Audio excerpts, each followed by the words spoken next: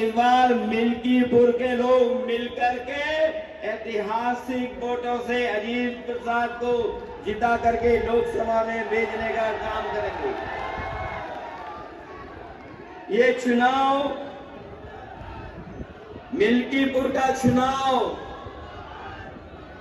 ऐतिहासिक चुनाव होने जा रहा है। यहां पर जितने लोग हैं वो सब जानते होंगे कि देश में और खासकर उत्तर प्रदेश में एक ही चुनाव हो रहा है। वैसे तो इस चुनाव को जो और उपचुनाव थे उनके साथ हो जाना चाहिए था, लेकिन किन्हीं कारणों वो चुनाव हो नहीं पाया। जिस समय 10 चुनाव होते तो आपका मिल्कीपुर का भी चुनाव हो जाता, लेकिन बीजेपी ने जानबूझ करके चुनाव नहीं होने दिया। वो जानते थे कि मिल्कीपुर की जनता समाजवादियों का साथ कभी छोड़ नहीं सकती है, इसलिए उन्होंने चुनाव टाला। हम लोग भी इंतजार करते रहे कि कब तक टालेंगे, कब तक टालेंगे। जो चुनाव से भागेंगे जनता उनसे हिसाब किताब कर करके उन्हें मिल्कीपुर से बाहर निकालने का काम करेंगे। ये चुनाव जो होने जा रहा मिल्कीपुर का चुनाव, ये चुनाव नहीं चुनौती है।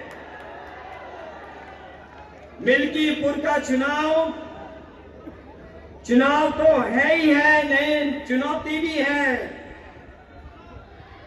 ये चुनाव जनता बनाम शासन होने जा रहा है। ये चुनाव मतदाताओं में और प्रशासन के बीच में चुनाव होने जा रहा है। ये चुनाव न केवल अभी के परिणाम का संदेश होगा,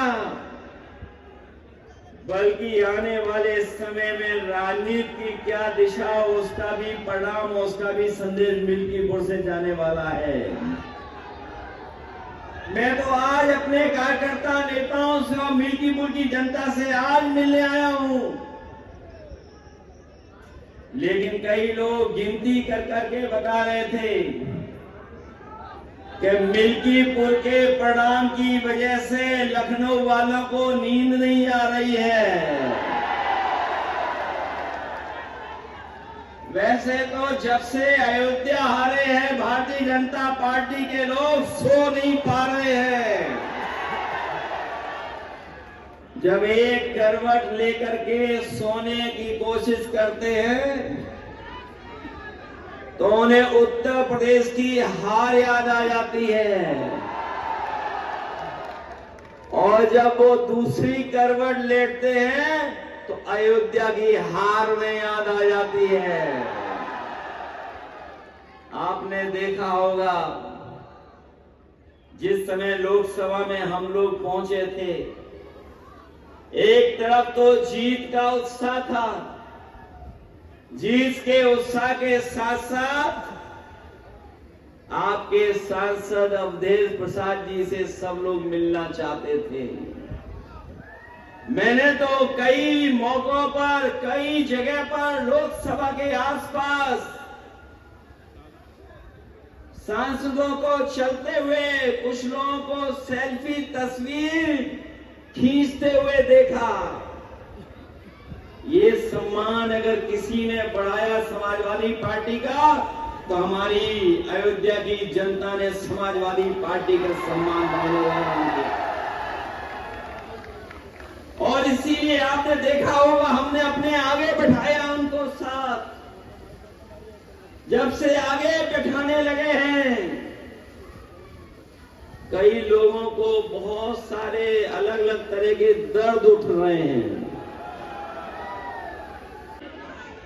हिंदू भाइयों को मरवा दिया वहां पर इन्होंने लाशें भिजवा दी। महाकुंभ में न जाने कितने लोगों की जान चली गई। जब समाजवादी पार्टी ने काम किया था, कुंभ कराया था, तो हम लोगों ने 1300 करोड़ में काम करा दिया था, पूरा का पूरा कुंभ हो गया था। अगर घटना हुई थी तो रेलवे के ही कारण हुई थी। रेलवे की सरकार के जो मंत्री थे, जो जांच रिपोर्ट आई उसमें उन्होंने प्लेटफॉर्म बदलने की सूचना दी थी, जिसकी वजह से